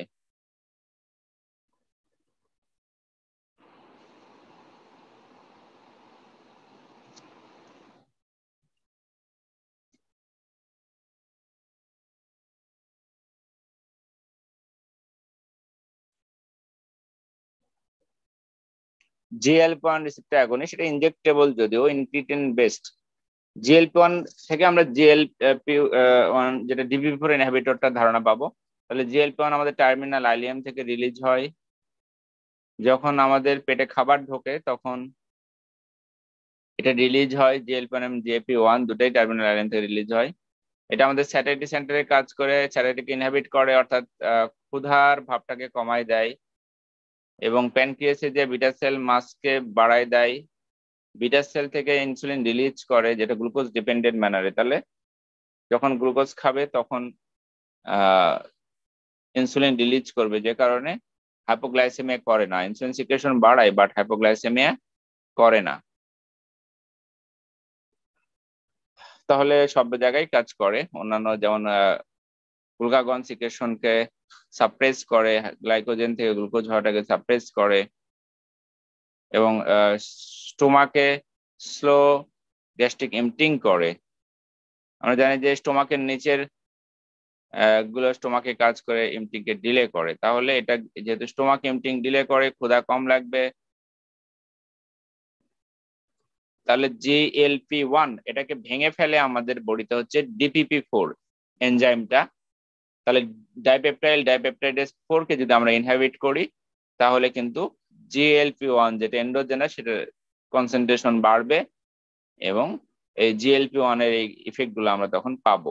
তাহলে DPP-4 ইনহিবিটর যেটা আমাদের লিনাগ্লিপটিন, সিটাগ্লিপটিন, বিটাগ্লিপটিন এগুলো খুব ইউজ হয়, এগুলো কিন্তু এই মেকানিজমে কাজ করে। এরা GLP-1 এর কনসেন্ট্রেশনে বাড়ায় কাজ করে আর কি। আর এখন ইনজেক্টেবল যেটা GLP-1 সরাসরি আমরা নিতে পারি, সেগুলো ইনজেক্টেবল থেরাপির মধ্যে হয়তো আলোচনায় আসবে। তবে যেটা বললাম যে GLP-1 রিসেপ্টর এখন শুধুমাত্র শুধুমাত্র যে ডায়াবেটিক পেশেন্টের জন্য তা না, ওবেসিটি ম্যানেজমেন্টও ইউজ হচ্ছে আর কি।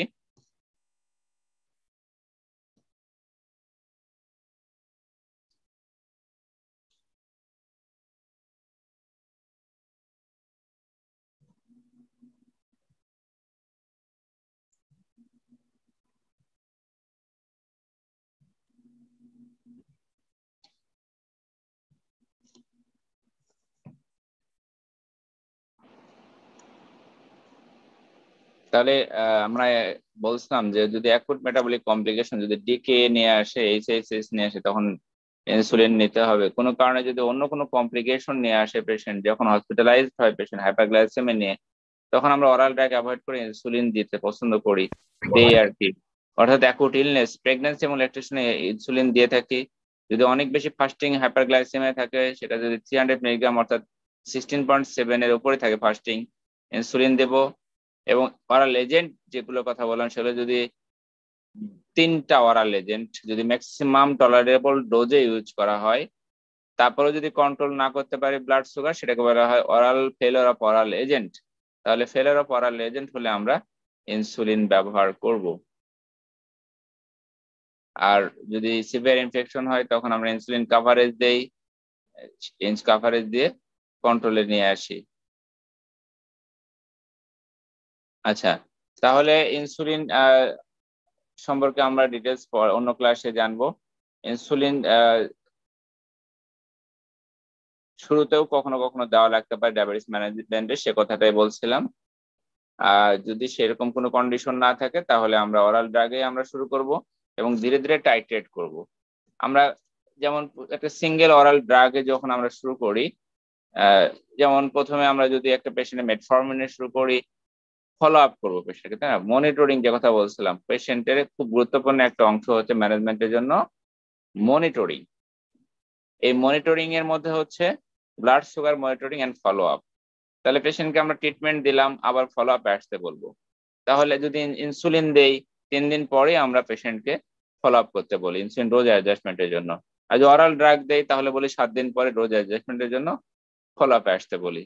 বা পেশেন্টের যদি পসিবল না হয় তাহলে 15 দিন পরে বা কখনো 1 মাস পরে, সেটা কিন্তু আইডিয়ালি 7 দিন পরে আমরা মনিটরিং ফলো আপে আসতে বলি। তখন যদি দেখি যে না, তার ব্লাড সুগার এখনো কন্ট্রোলে আসেনি, তখন আমরা টাইট্রেট করি। তাহলে কিভাবে টাইট্রেট করি? দেখা গেল যে তার মেটফরমিন দিছিলাম কিন্তু এখনো তার পোস্টপ্রান্ডিয়াল ভ্যালু 10-এর উপরে, তার ফাস্টিং 8-এর উপরে, তখন আমরা কি করি? আরেকটা অরাল ড্রাগ যোগ করি, যেমন এর সঙ্গে ডিফোর ইনহিবিটর অ্যাড করতে পারি বা একটা সালফোনাইলুরিয়া লো ডোজে অ্যাড করতে পারি। এভাবে ধীরে ধীরে টাইট্রেট করতে পারি।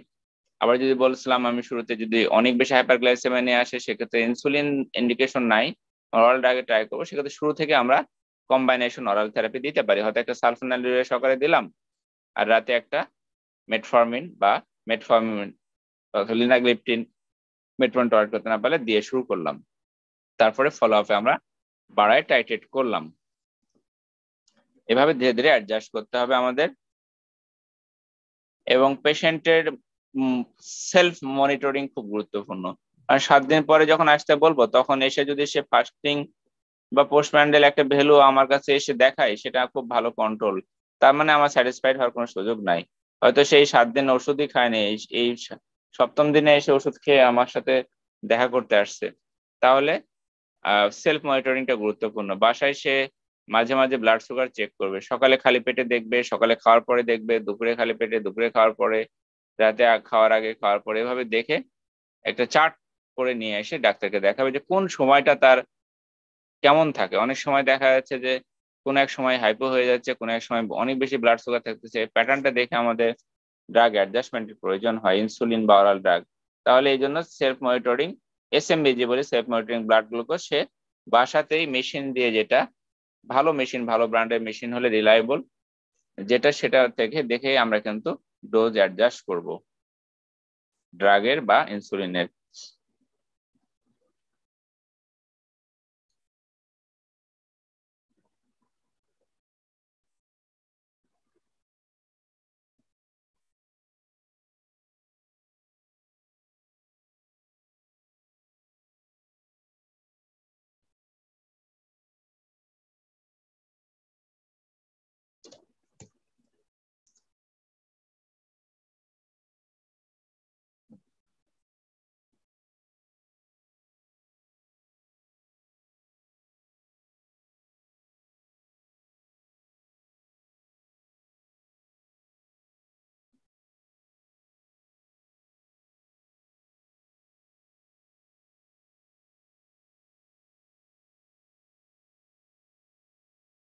তাহলে আমাদের পেশেন্টের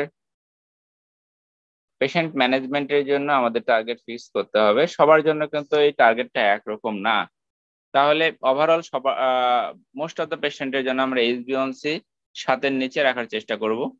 তবে কারো কারোর জন্য আরেকটু কমানোর চেষ্টা করি, যেমন যদি পেশেন্ট ইয়াং পেশেন্ট হয়, যদি কোনো কোমরবিডিটি না থাকে, রিস্ক অফ হাইপোগ্লাইসেমিয়া না থাকে, যদি পেশেন্টের লাইফ এক্সপেক্টেন্সি অনেক বেশি থাকে, যে তার এরকম কোনো কন্ডিশন নাই যেটা তার লাইফ এক্সপেক্টেন্সি কমাতে পারে, তাহলে পেশেন্টকে আমরা 7-এর নিচে রাখতে বলি।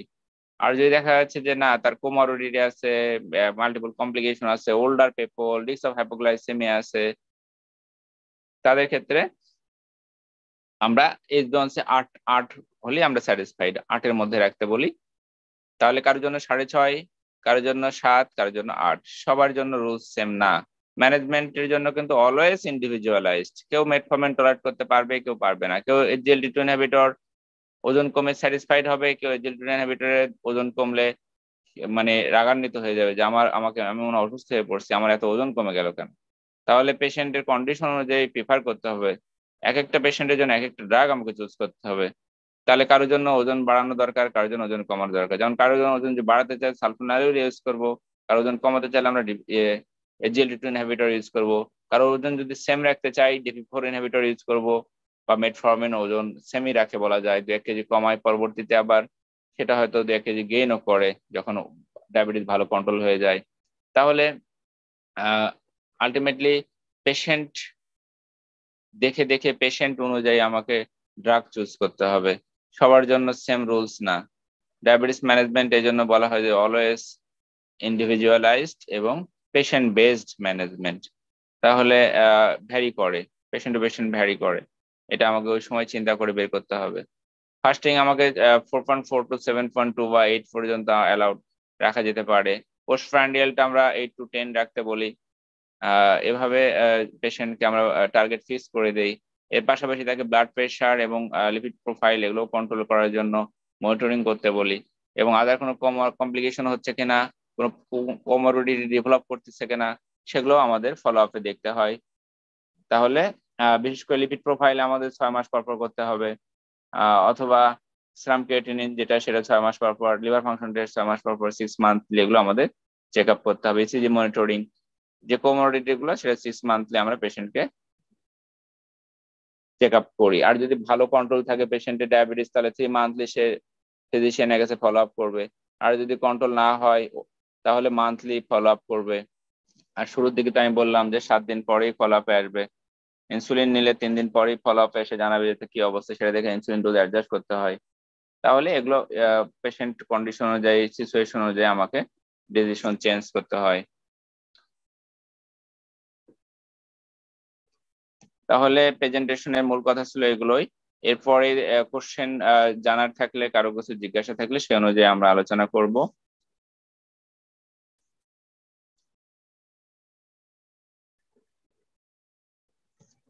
এখন যারা পার্টিসিপেন্ট আমাদের মধ্যে তারা কোশ্চেন করতে পারো। আমি কোশ্চেন করার জন্য সবাইকে রিকোয়েস্ট করছি যে কোশ্চেন করতে পারবো। আসসালামু আলাইকুম স্যার। এখন ছিলাম স্যার আমি ওই যে গত ক্লাসে একটু জানতে চাচ্ছিলাম যে গত ক্লাসে যেটা বলছিলেন একটা যে প্রি ডায়াবেটিক কন্ডিশনটা যেখানে হচ্ছে ওই ইম্পেয়ার্ড ফাস্টিং গ্লুকোজ বা ইম্পেয়ার্ড গ্লুকোজ টলারেন্স থাকবে, ওই পেশেন্টদের ক্ষেত্রে ওই কন্ডিশনটা রিভার্সিবল, সেই ক্ষেত্রে হচ্ছে আমাদের মেটফরমিনটা দিতে হবে। তো সেই ক্ষেত্রে মেটফরমিনের ডোজ এবং ডিউরেশনটা কিরকম হবে? মেটফর্মিন ডিউরেশন, আবার কি ডিউরেশন তো চলবে। ডিউরেশন যদি ডোজটা আমরা মিনিমাম ডোজেই শুরু করি সবসময়, অলওয়েজ স্টার্ট লো গো স্লো, সেটা অরাল ড্রাগ হোক বা ইনসুলিন হোক, আমরা লোয়েস্ট ডোজেই শুরু করি কিন্তু, তাই না? ইনসুলিনের ক্ষেত্রেও তাই 0.1 to 0.3 ইউনিট পার কেজিতে শুরু করতে হয়। অরাল ড্রাগের ক্ষেত্রে আমাদের 500 মেটফর্মিন, যেটা লোয়েস্ট ডোজ 500 মেটফর্মিনের জন্য, সেটা দিয়ে আমরা শুরু করব। কেউ যদি টলারেট করতে পারে, ওজন কমাতে চায়, এখন পেশেন্টের কন্ডিশন তো যেমন প্রি ডায়াবেটিক পেশেন্ট যে সারা জীবন প্রি ডায়াবেটিসই থাকবে তা তো না, ফলো আপ করতে হবে। যদি ব্লাড সুগার বাড়ে, দেখা যাচ্ছে তার HbA1c ছিল 6, এখন 6.4 হয়ে গেছে, একটা করে মেটফর্মিন খাচ্ছে, 3 মাস পরে HbA1c আসছে 6.4 বা 6.5 হয়ে গেছে, তাহলে আমি তো একটু বাড়াতে পারি, তাই না? তাহলে আমাকে 500 থেকে 1000 যেতে পারি আমি। এটা দেখে দেখে পেশেন্টের সিচুয়েশন অনুযায়ী তাহলে ফলো আপ করে দেখতে হবে যে HbA1c যদি আরো বাড়তে থাকে তাহলে আমাকে টাইট্রেট করতে হবে, আর যদি না বাড়ে তাহলে ওটাই কন্টিনিউ করবো আমি। আর দেখা যায় প্রি ডায়াবেটিস রেঞ্জ থেকে নর্মাল হয়ে গেছে, হয় না? প্রি ডায়াবেটিস তো আমরা বলি যে রিভার্সেবল, তাহলে আমি বন্ধ করে দিতে পারি, মেটফর্মিন বন্ধ করতে পারবো। তাহলে এমন নাই, রুলস তো হার্ড অ্যান্ড সোল কোনো রুলস নাই, তাই না? এটা সবসময় আমাকে ফলো আপ করে বুঝতে হবে পেশেন্ট কোন দিকে যাচ্ছে। স্যার সেক্ষেত্রে যদি পরপর যদি 2 বার 3 মাস পর পর যদি আমরা চেক করে দেখি যে তার হিমোগ্লোবিন A1C-টা নর্মাল আছে, সেক্ষেত্রে কি অফ করে দেওয়া যাবে? নর্মাল বলতে কি, মানে অফ প্রি করে দিয়ে ডায়াবেটিস না, মানে একেবারে নর্মাল 5.7 এর কম, হ্যাঁ এখন হ্যাঁ তাহলে আমি অফ করতে পারবো। HbA1c নর্মাল চলে আসে। HbA1c 5.7 এর নিচে চলে আসছে, আমি অফ করে দিতে পারবো, সমস্যা নেই, রাখার দরকার নেই, লাইফস্টাইল মডিফিকেশন করবে শুধু। আচ্ছা আচ্ছা স্যার, পিকোসে যে আমরা যে মেটফর্মিনটা দেই নন ডায়াবেটিক পেশেন্টের ক্ষেত্রেও কি সেটা আমরা ওই মিনিমাম ডোজে শুরু করব? মানে পিকোসে হ্যাঁ, তখন হ্যাঁ, মেটফর্মিনের ডোজটা মিনিমাম কিরকম? ডোজে শুরু করতে হবে। পিকসে মানে ওটার ক্ষেত্রেও কি আমরা পিকসে তাই 500 দিয়ে শুরু করি, কারণ টলারেট করতে খুব কষ্ট হয় পেশেন্টদের। 500 টলারেট করলে 1000, 1000 টলারেট করলে 1500। আমাদের বলা যে মেনটেনেন্স ডোজ 1500, 1000 থেকে 1500 দিতে হয়। আর হাইস্ট ডোজ তো 2400, এটা তো জানা যে মেটফর্মিনের হাইস্ট ডোজ হচ্ছে 2400। স্যার সেক্ষেত্রেও কি ওই যে আমরা প্রি ডায়াবেটিকের মতো আমরা 3 মাস বা 6 মাস পর পর হচ্ছে এই এসবিএমসিটা করে দেখবো না, না, এখানে যে তো এজেন্সি মেটফর্মিনের? নর্মাল থাকবে, এখানে তো এজেন্সির সাথে সম্পর্ক নাই। টলারেবল আচ্ছা, ডোজ, টলারেবল ডোজ। আমরা যদি স্যার অ্যাটলিস্ট 1000 দেই, 1000 থেকে 1500 রাখার চেষ্টা করি। যদি আর একটু ওজন কমাতে চাই বা যদি কন্ডিশন সিভিয়ার কন্ডিশন থাকে পিসিওএস এর, তাহলে হয়তো 2000-এও দেই অনেককে। স্যার যদি মেটফর্মিনটা একদমই টলারেট করতে না পারে সেক্ষেত্রে কি দেব? সেক্ষেত্রে তো অল্টারনেটিভ অনেক ড্রাগ আছে, আমি তো বললামই। যদি পিসিওএস এর পেশেন্ট হয়, সেটা থাইজোলিডিন্ডন, সেটা দিতে পারি। স্যার আরেকটা জিনিস যেটা বললেন যে পিকোসের পেশেন্ট যদি নন ডায়াবেটিক হয় তাহলে ফার্স্ট ট্রাইমেস্টার পর্যন্ত আমরা মেটফর্মিন চালাবো। হুম, হুম, এরপরে কি চালাই। সেকেন্ড বা থার্ড ট্রাইমেস্টারে কি অফ থাকবে নাকি হ্যাঁ, হ্যাঁ, ইনসুলিন? তখন অফ থাকবে। এটা তো শুধু ফার্স্ট ট্রাইমেস্টারের জন্য, কারণ ফার্স্ট ট্রাইমেস্টারে ফ্রিকোয়েন্ট প্রেগন্যান্সি লসের হিস্ট্রি থাকে পিসিওএস এর পেশেন্টদের। কারণ ওই সময় প্লাসেন্টা ফর্মেশন ভালো হয় না, ওই সময় অ্যান্ড্রোজেন এক্সেস থাকলে প্লাসেন্টা যেহেতু ফর্মেশন হয় না, ইস্ট্রোজেন প্রজেস্টেরন প্লাসেন্টা থেকে তৈরি হয়, সেগুলো তখনও ব্লাডে আসে না। কাজেই এই সিস্ট থেকে যে অ্যান্ড্রোজেন রিলিজ হয়, সেগুলোর প্রভাবে অনেক সময় অ্যাবর্শন হওয়ার রিস্ক থাকে, যে কারণে দিতে হয়। এই মানে আচ্ছা, দিলে ভালো, এরকম না যে একটা দিতেই হবে বা দিলে ক্ষতি হবে। মানে এগুলো আসলে কিছু কিছু কন্ডিশন এভাবে লেখা থাকে যে can be continued up to first trimester. Sir diabetic পেশেন্টদের নিউলি ডায়াগনোস ডায়াবেটিক পেশেন্টকে আমরা কি এজিএলপি ইনহিবিটর বা জিএলপি মানে এগুলো দিয়ে শুরু করতে পারবো? শুরু করতে পারবো যদি মেটফর্মিন টলারেট করতে না পারে বা মেটফর্মিন আমি না দেই, তাহলে তো এসজিএলটি ইনহিবিটর বা জিএলপি-1 যদি পেশেন্টের ওবেস হয় দিতেই পারি, বা ওই যে বললাম কার্ডিয়াক বা রেনাল কোমরবিডিটি থাকে তাহলে দিতে হবে। ইভেন নন ডায়াবেটিক পেশেন্টদেরও তো যদি কার্ডিয়াক কোমরবিডিটি থাকে তাহলে ইউজ করার ইন্ডিকেশন আছে, বলা আছে যে কার্ডিয়াক কোনো কোমরবিডিটি থাকলে এসজিএলটি ইনহিবিটর বা জিএলপি-1 নিতে পারে। স্যার এগুলোতে মানে হাইপো কি হবে? মানে না, হাইপোর হাইপো চান্স করবে না, থাকছে? আমি তো বললাম এগুলো গ্লুকোজ ডিপেন্ডেন্ট ম্যানারে কাজ করে, একটু আগে তো আমি ব্যাখ্যা করে বললাম। জিএলপি-1 কিভাবে কাজ করে, জিএলপি-1 গ্লুকোজ ইন্টেস্টাইনে গেলে তখনই কাজ করে। কাজে পেটে খাবার না থাকলে তো কাজ করবেই না, তাহলে হাইপো কিভাবে হবে?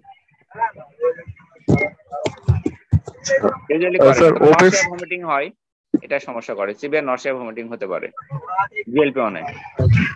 স্যার ওবেস নন ডায়াবেটিক পেশেন্টকে যদি আমরা হচ্ছে ওয়েট কমানোর জন্য দেই এটার ক্ষেত্রে কি হচ্ছে আমরা যে স্টার্টিং ডোজ দেওয়ার পরে কি আবার মানে ডোজ বাড়াইতে হবে যদি সে আশানুরূপ হ্যাঁ, তার ওয়েট এটা তো যদি না কমে? যেমন সেমাগ্লুটাইড এগুলো বাড়াতে হয়, তো প্রথমে হয়তো কম দিয়ে শুরু করতে হয়, 0.5 নিল, 1 নিল, 1.5, আস্তে আস্তে বাড়াতে হয়। একবারে তো বেশি ডোজ দিলে টলারেট করতে পারবে না। এটা মর্নিং এ বা নাইটে কোন সময় বেশি মানে কোন সময়টা দেওয়াটা হচ্ছে জাস্টিফাই? এটা তো উইকলি দিতে হয়, যে কোনো এক সময় নিলেই হলো, মর্নিং নাইটের সাথে সম্পর্ক নাই। শর্ট অ্যাক্টিং না যে সকালে নিলে দুপুরের মধ্যে কাজ শেষ হয়ে যাবে, তো পুরো সপ্তাহ জুড়েই কাজ করবে, তাহলে সকাল দুপুরের মধ্যে কোনো সম্পর্ক নাই। তো যেমন থাইরয়েডের ওষুধ 7 দিন কাজ করে, তাহলে এটা তো এমন না যে 2 বেলা খেতে হবে। দেখা না, 2টা বা 3টা খেলে কি করে, সকালে একটা, দুপুরে একটা, রাতে একটা, এরকম খাওয়ার দরকার আছে? তাহলে দরকার নাই। কারণ আর সকালে কেন খাইতে হয়, কারণ এমটি স্টোমাকে ভালো অ্যাবজর্পশন হয়, অ্যাবজর্পশনটা ভালো হয়, এই জন্য সকালে খেতে হয়। তাহলে 3টা খেলেও সকালে একসাথে খেতে হয়, 5টা খেলেও সকালে একসাথে খেতে হয়, কারণ এটা লং অ্যাক্টিং, 7 দিন কাজ করে। জিএলপি-1 তাই, মানে সকাল দুপুর রাতের সাথে সম্পর্ক নাই।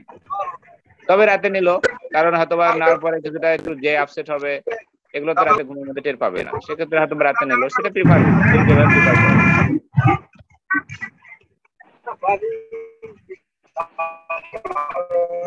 স্যার জিএলপি তো হচ্ছে কিছু ট্যাবলেট ফর্মও আছে, তো সেগুলো কি ডেইলি দিতে হবে না ওইগুলো জিএলপি-1 তো উইকলি ডোজ।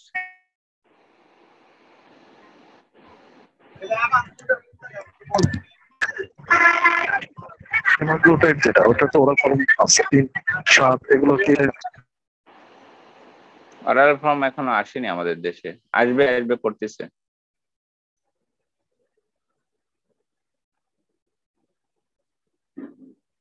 ইনসুলিনেরও অর্ডার ফর্ম আসতে পারে, সেগুলো ট্রায়াল চলছে এখনো বাইরের দেশে। আমার মনে হয় তোমরা যা শিখছো এই অরাল ড্রাগ এবং ইনিশিয়াল ম্যানেজমেন্ট, যেটা লাইফস্টাইল মডিফিকেশন সম্পর্কে মোটামুটি একটা ধারণা আমি দেওয়ার চেষ্টা করছি। এবং আজকের এই ক্লাসটার আয়োজক যাদের, তাদেরকে স্পেশালি ধন্যবাদ।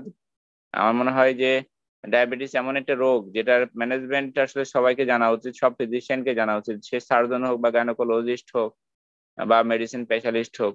কারণ ডায়াবেটিস এখন একটা এপিডেমিক সিচুয়েশন, প্রতিটা পেশেন্টেরই ডায়াবেটিস আছে, এবং শুধু অন্য একটা ডিজিজ আছে সাথে ডায়াবেটিস আছে, সেই ডায়াবেটিসকে কন্ট্রোল না করতে পারলে বাকিটাও কিন্তু ম্যানেজ করা পসিবল না। কাজে অ্যাটলিস্ট বেসিক নলেজ থাকতে হবে ডায়াবেটিস ম্যানেজমেন্টের জন্য।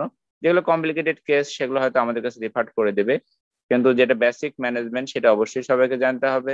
এবং অনেক সময় ইনফরমেশন গ্যাপ থাকলে দেখা গেল যে কোনো প্রেসক্রিপশনটা যে বোঝার ক্ষমতা বা সেটাও অনেক সময় গ্যাপ থেকে যায়, যে কারণে নলেজ অবশ্যই সবারই রাখতে হবে।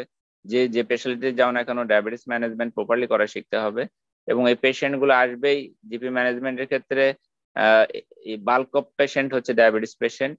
কাজে খুব ভালোভাবে কয়েকটা ডিজিজ যদি আমি বলি যে জিপি ম্যানেজমেন্টের জন্য খুব ভালোভাবে প্র্যাকটিস করতে হবে, তার মধ্যে টপে হচ্ছে ডায়াবেটিস, তারপরে আসবে থাইরয়েড, তারপরে যেগুলো ক্রনিক ডিজিজ কিন্তু ভালো হয় না সে ধরনের ডিজিজ গুলো খুব ভালো ম্যানেজমেন্ট শিখতে হবে, যেমন ব্রঙ্কিয়াল অ্যাজমা। হ্যাঁ, তো যদি এগুলো ম্যানেজ করতে না পারো তাহলে কিন্তু আলটিমেটলি পেশেন্ট আসবে না।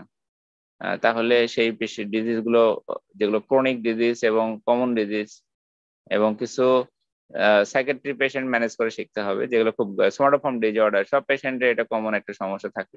তো কোনটা সোমাটোফর্ম ডিজঅর্ডার, কোনটা রিয়েল পেশেন্ট, এটাও জানতে হবে। তো এইগুলো জানলে জিপি প্র্যাকটিস ভালোভাবে করা যায় এবং প্র্যাকটিসে আমার মনে হয় ভালো ফল পাওয়া যায় আর কি। তো সবার জন্য শুভকামনা, সবাই ভালো থাকো, সুস্থ থাকো, এবং পরবর্তীতে কখনো হয়তো আবার কোনো একটা ক্লাসে দেখা হবে সবার সঙ্গে। সবার কাছ থেকে দোয়া এবং বিদায় চেয়ে নিচ্ছি। আসসালামু আলাইকুম।